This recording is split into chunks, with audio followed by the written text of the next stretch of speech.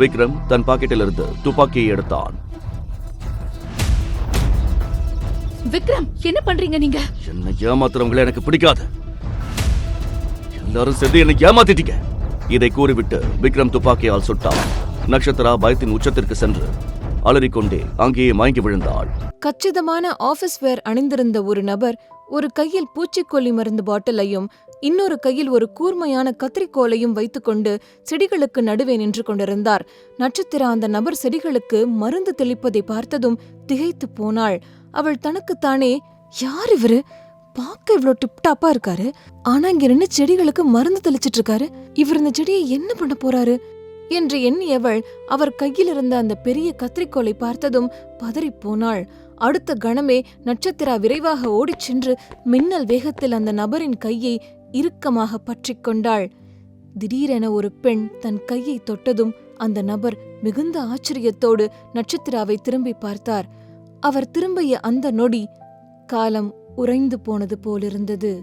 அவரது ஆழமான கருமையான கண்கள் நட்சத்திராவின் மீது நிலை பெற்றன. நட்சத்திராவும் தன்னை அறியாமல் அந்த தீட்சண்யமான கண்களை உற்று பார்த்து கொண்டிருந்தாள். ஒரு கண நேரம் அவளுக்கு லேசான பயம் தோன்றியது. அவளுக்கு முன்னால் நின்றிருந்த அந்த நபர் மிக உயரமாகவும் பறந்து விரிந்த தோள்களுடனும் பார்க்கவே மலை போன்ற வலிமையுடனும் இருந்தார். இருந்தாலும் அவர் எந்த ஒரு பதட்டமும் இன்றி மிக சாதாரணமாக நின்று அந்த செடியை வெட்ட முயன்றது நட்சத்திராவிற்கு எரிச்சலாக இருந்தது. இவ்ளோ திமிரா என்று நினைத்தவள் இன்னும் ஆவேசமாக அவரது கையை தடுத்தாள். அவரை முறைத்து பார்த்து கொண்டு, என்ன பண்ணிட்டு இருக்கீங்க நீங்க? உங்க இஷ்டத்துக்கு இந்த செடியை வெட்டுறீங்களே, இது ரொம்ப தப்பு. பாவம், அழகா பூத்து குலுங்குற செடிய இப்படி ஈவிரக்கமே இல்லாம வெட்டி தள்ளுறீங்களே, உங்களுக்கு மனசாட்சியே இல்லையா என நட்சத்திரா மிக அப்பாவியாக பேசிக் கொண்டிருந்தாள். பேசும்போது கோபத்தில் அவளது முகத்தில் படரும் சுருக்கங்கள், மிரட்டலாக விரியும் அவளது கண்கள் என அனைத்தையும் பார்த்த அந்த நபர் அப்படியே உறைந்து போய் நின்றார். அந்த நபர் வேறு யாருமில்லை, விக்ரம் தான். தனக்கு முன்னால் நின்று கொண்டிருக்கும் அந்த ஒல்லியான பெண்ணிடமிருந்து இந்த வார்த்தைகளை கேட்ட கணமே விக்ரம் திகைத்துப் போனான். அவனது மனதிற்குள் எண்ணங்கள் ஓடின. என்னோட வீட்டுக்குள்ளேயே ஏன்கிட்டயே இவ்ளோ அதிகாரமா பேசுறா? யாருவ என்று விக்ரம் அவளையே பார்த்து கொண்டிருந்தான். விக்ரம் உண்மையில் இப்போது இந்த வீட்டில் இருந்திருக்க கூடாது. ஒரு முக்கியமான கான்ஃபரன்ஸ் மீட்டிங்காக அவன் பாரிஸிற்கு புறப்பட்டிருந்தான். ஆனால் மோசமான வானிலை காரணமாக பாதியிலேயே அவனது பிரைவேட் ஜெட் திரும்பி வர வேண்டியதாயிற்று. பாதுகாப்பு காரணங்களுக்காக விமானம் தரையிறக்கப்பட்டதால் அவனது கான்ஃபரன்ஸ் சரியாக ஒரு வாரம் கழித்து நடக்கும்படி ஒத்திவைக்கப்பட்டது. இதனால் தன்னுடைய அலுவலக வேலைகள் அனைத்தையும் மின்னல் வேகத்தில் முடித்துவிட்டு விக்ரம் வழக்கத்தை விட இன்று சீக்கிரமாகவே வீட்டிற்கு திரும்பியிருந்தான். விக்ரம் வீட்டிற்குள் நுழைந்த அந்த நிமிடமே அவனது கால்கள் அனிச்சையாக தோட்டத்தை நோக்கி நடந்தன. கடந்த சில நாட்களாக தாத்தாவின் கட்டாயத்தினாலும் விருப்பமே இல்லாமல் நடந்த அந்த திருமண சிக்கல்களாலும் விக்ரம் தனக்கு பிடித்தமான இந்த தோட்டத்தின் பக்கமே தலை வைத்து படுக்கவில்லை. இன்று நிதானமாக தோட்டத்திற்குள் வந்தவனுக்கு அவனது உயிருக்கு உயிரான ஒரு செடி வாடி கிடப்பதை பார்த்ததும் அவனது இதயமே நொறுங்கிப் போனது போலிருந்தது. விக்ரம் என்றாலே உலகுக்கு தெரிந்தது அவனது கோபமும் துப்பாக்கியும் அதிகாரமும் தான். ஆனால் எவருக்கும் தெரியாத அவனது இன்னொரு முகம் அவனது செடிகள். பெண்களை பிடிக்காதவனுக்கு பெண்களுக்கு மிகவும் பிடிக்கும் பூக்கள் மட்டும் ஏன் அத்தனை பிடிக்கும் என்பது ஒரு புரியாத புதிர். அந்த தோட்டத்தில் இருப்பவை அனைத்தும் விலை உயர்ந்த மற்றும் அரிய வகை செடிகள்.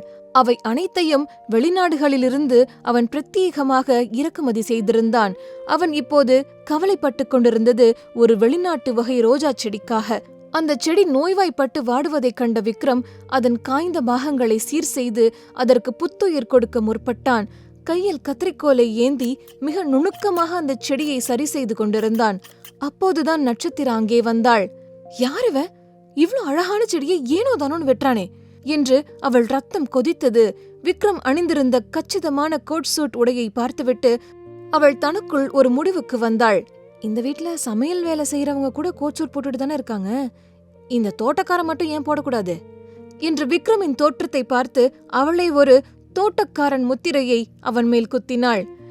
ஏ, உன்கிட்ட தானே பேசிட்டு இருக்கேன், உனக்கு நான் பேசுறது கேக்குதா இல்லையா?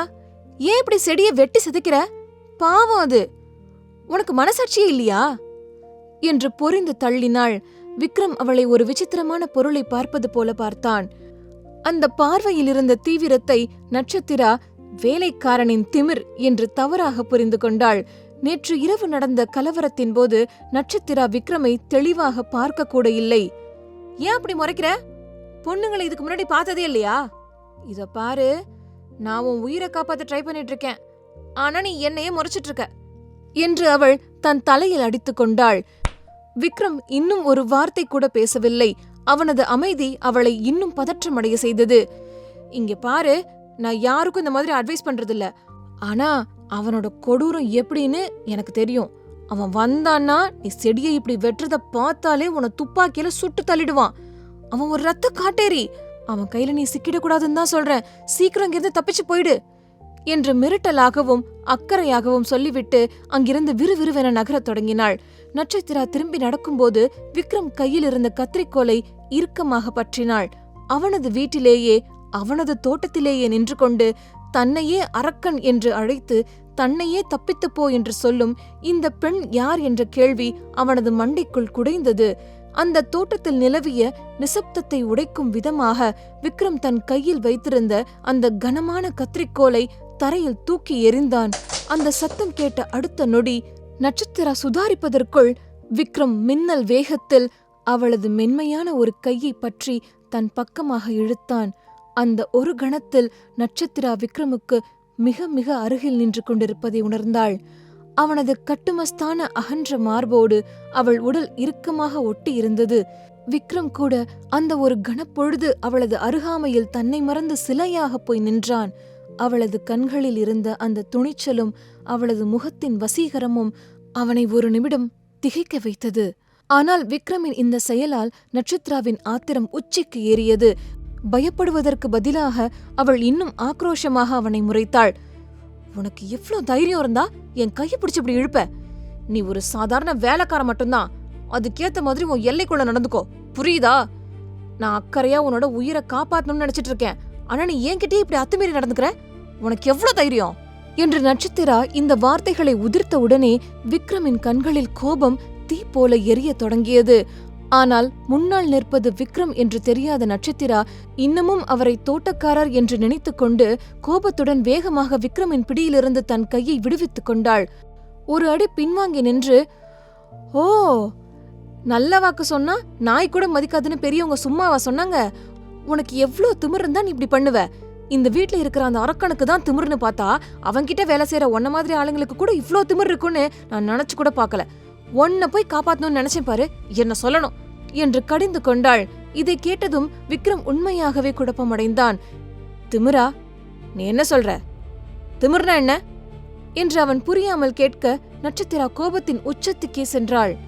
திமிர்னா என்னன்னு உனக்கு தெரியாதா? நான் சொல்றேன் கேளு. நான் உன் உயிரை காப்பாத்த போராடிட்டு இருக்கேன், ஆனா நீ என்ன முறைச்சிட்டு இருக்கியே. ஏதோ நீதான் இந்த வீட்டுக்கே ஓனர் மாதிரி பாக்குறியே, அதுக்கு பேர் தான் திமிரு. அந்த அரக்கன் வந்தா உன்னை சுட்டு கொன்னுடுவான்னு சொன்னாலும் கொஞ்சம் கூட பயமே இல்லாம நிமிர்ந்து நிக்கிறல்ல, அதத்தான் சொல்றேன் என்றாள். நட்சத்திரா திமிர் என்ற சொல்லுக்கு இவ்வளவு வெளிப்படையாக விளக்கம் கொடுத்ததும் விக்ரம் தன் கண்களை சுருக்கியபடி அவளையே கூர்மையாக பார்த்து கொண்டிருந்தான். அவளது துணிச்சல் அவனுக்கு ஒரு பக்கம் எரிச்சலை தந்தாலும் இன்னொரு பக்கம் ஒரு வியப்பை தந்தது. சரியாக அந்த நேரத்தில் கல்லூரியிலிருந்து சீக்கிரமாக திரும்பியிருந்த விஷால் தோட்டத்திற்குள் நுழைந்தான். நட்சத்திராவோடு சிறிது நேரம் செலவிட வேண்டும் என்பதற்காகவே சீக்கிரமாக வந்திருந்தான். ஆனால் அவன் நட்சத்திராவையும் விக்ரமையும் தோட்டத்தில் நேருக்கு நேராக மல்லுக்கட்டி கொண்டு நிற்பதை பார்த்த அந்த நிமிடமே அவன் கால்கள் வயலின் வாசித்தன. அவனது இதயம் தொண்டைக்கு வந்துவிட்டது. ஐயோ, அண்ணன் கையில இன்னைக்கு அண்ணி சிக்கிட்டாங்களா என்று பயந்தவன் வேகமாக அவர்கள் 2 பேர் அருகிலும் ஓடிச் சென்றான். விக்ரமின் கோபமான முகத்தையும் நட்சத்திராவின் ஆவேசத்தையும் பார்த்த விஷால் தன்னை தேற்றிக் கொள்வதற்காக ஒரு நீண்ட ஆழ்ந்த பெருமூச்சை இழுத்துவிடத் தொடங்கினான். விஷாலை பார்த்ததும் நட்சத்திராவின் கோபம் சற்றே தணிந்தது. விஷால், நீங்க வந்துட்டீங்களா? வந்து இந்த ஆளுக்கு கொஞ்சம் புத்தி சொல்லுங்க என்றாள். விஷால் இப்போது மரண பயத்தில் இருந்தான். தன் அண்ணன் விக்ரமையும் நட்சத்திராவையும் மாறி மாறி பார்த்து கொண்டிருந்தான். விக்ரமின் கண்கள் இப்போது விஷாலை துளைப்பது போலிருந்தன. யார் அந்த பொண்ணு? இவ ஏன் உன்னோட இவ்ளோ உரிமையா பேசுறா என்ற கேள்வி அந்த பார்வையில் தெரிந்தது. விஷால் மனதிற்குள் வேண்டிக் கொண்டான். கடவுளே, நேத்திக்கு நைட்டு தான் விக்ரம் அண்ணனை பார்த்து நடுநடுங்கி போயிருந்தாங்க. இன்னைக்கு காலையில கூட விக்ரம் பேரை கேட்டதுமே பயத்துல அவங்க முகம் வெளுத்து போச்சு. ஆனா இப்போ அதே சிங்கத்தோட குகைக்குள்ள வந்து சிங்கத்தோட தாடியையே புடிச்சு இழுத்துட்டு இருக்காங்களே என்று விஷால் தனக்குள் நினைத்து கொண்டான். ஆனால் அந்த நினைப்பு கொடுத்த சந்தோஷத்தை விட அடுத்த நிமிடம் என்ன நடக்குமோ என்ற பயம் அவனை ஆட்கொண்டது. அந்த நேரத்தில் விக்ரம் விஷாலை கோபமாக முறைத்து பார்த்துவிட்டு இடி முழக்க குரலில், யாருவ, உனக்கு தெரியுமா, இவங்க என்ன பண்ணிட்டு இருக்கா என்று கேட்டான். விக்ரமின் அந்த கேள்வியில் இருந்த ஆக்ரோஷத்தைக் கண்டு விஷால் நடுங்கிக் கொண்டு பதில் சொல்வதற்கு தயாரானான். ஆனால் அவன் வாய் திறப்பதற்கு முன்பாகவே நட்சத்திரா மின்னல் வேகத்தில் விஷாலுக்கு முன்னால் வந்து விக்ரமுக்கு நேர் எதிரே ஒரு அடி கூட பின்வாங்காமல் நின்று தன் கைவிரலை நீட்டி அவனை எச்சரித்தாள். உனக்கு எவ்வளவு திமிரு! இப்படிதான் உன்னோட முதலாளி கிட்ட பேசுவியா? உன்னோட அப்பா அம்மா எந்த ஒரு நல்ல பழக்கத்தையும் சொல்லிக் கொடுக்கலையா? உன்னை பார்த்தா படிச்சவ மாதிரி இருக்க, ஆனா உன் நடத்த அப்படி இல்லையே. உனக்கு சம்பளம் போடுற முதலாளி தம்பி முன்னாடியே இப்படி ஒருமையில பேசுவியா என்று நட்சத்திரா சீறினாள். நட்சத்திராவின் வார்த்தைகளை கேட்டதுமே விஷால் அதிர்ச்சியில் தன் நெற்றியில் கை வைத்துக் கொண்டான். ஐயோ, அண்ணி விக்ரமண்ணனை தோட்டக்காரன் நினைச்சிட்டு இருக்காங்க. அன்னிக்கு உண்மை தெரிஞ்சா என்ன ஆகும் தெரியலையே. அண்ணனுக்கு உண்மை தெரிஞ்சா இன்னைக்கு அன்னிக்கு இந்த வீட்ல கடைசி நாளாதான் இருக்கும் என்று விஷால் கலங்கினான். நேற்றிரவு விக்ரமின் துப்பாக்கியிலிருந்து நட்சத்திரா தப்பித்திருக்கலாம். ஆனால் இன்று அவனது கௌரவத்தை சீண்டி பார்ப்பதால் அவளை எவராலும் காப்பாற்ற முடியாது என்பதை விஷால் உணர்ந்தான். எனக்கு ஒரு அழகான அண்ணி கிடைச்சாங்களேன்னு நான் ரொம்ப சந்தோஷமா இருந்தேன். ஆனா கிடைச்ச வேகத்திலே அந்த அண்ணி என்னை விட்டு போக போறாங்களேன்னு நினைக்கும் போது எனக்கு ரொம்ப வருத்தமா இருக்கு என்று விஷால் தனக்குள்ளேயே ஏதேதோ கற்பனைகளை வளர்த்து கொண்டு பயந்து நடுங்கினான். நிலைமை எல்லை மீறுவதை தடுத்தே ஆக வேண்டும் என்ற முடிவோடு விஷால் மெதுவாக நட்சத்திராவின் அருகே சென்றான். இங்க பாருங்க, நீங்க இப்போ தயவு செஞ்சு உள்ள போங்க. நான் கொஞ்ச நேரத்துல வந்து என்ன விஷயம்னு உங்ககிட்ட முழுசா சொல்றேன். ப்ளீஸ் இங்க நிக்காதீங்க என்று நட்சத்திராவை பார்த்து உள்ளே செல்லுமாறு கண்களாலேயே சைகை காட்டி மெதுவாக அவள் காதுக்கு அருகே கிசுகிசுத்தான். விக்ரம் முன்னால் அவளை அண்ணி என்று அழைப்பதை விஷால் வேண்டுமென்றே தவிர்த்தான். தாத்தா சொன்ன ரகசியம் அவன் காதுக்குள் ஒலித்தது. விக்ரம் இன்னும் நட்சத்திராவை அந்த வீட்டு மருமகளாகவோ தன் மனைவியாகவோ அடையாளம் காணவில்லை. அப்படி இருக்கையில் விக்ரமுக்கு இந்த உண்மைகள் தெரிந்தால் அவனது கோபம் விஷாலையே சாம்பலாக்கிவிடும். ஆனால் நட்சத்திரா நகருவதாக இல்லை. அவள் விஷாலை பார்த்து, எதுக்காக என்ன உள்ள போக சொல்றீங்க? நான் இந்த தோட்டக்காரங்கிட்ட எப்படி செடியை பத்திரமா பாத்துக்கணும்னு சொல்லி கொடுத்துட்டு இருக்கேன் விஷால் ப்ரோ. ஆனா இவன் என்னன்னா என்னையே முறைச்சு பாத்துட்டு இருக்கான். இவனுக்கு எவ்வளவு திமிருந்தா என் கையை பிடிச்சு அவன் பக்கத்துல இருப்பான். இவனை நான் இன்னைக்கு சும்மா விட போறதில்ல என்று கத்தினாள். நட்சத்திரா கையை பிடித்து இழுத்தான் என்று சொன்னதும் விஷாலுக்கு தூக்கி வாரி போட்டது. விக்ரமின் பார்வை இப்போது இன்னும் கொடூரமாக மாறியது.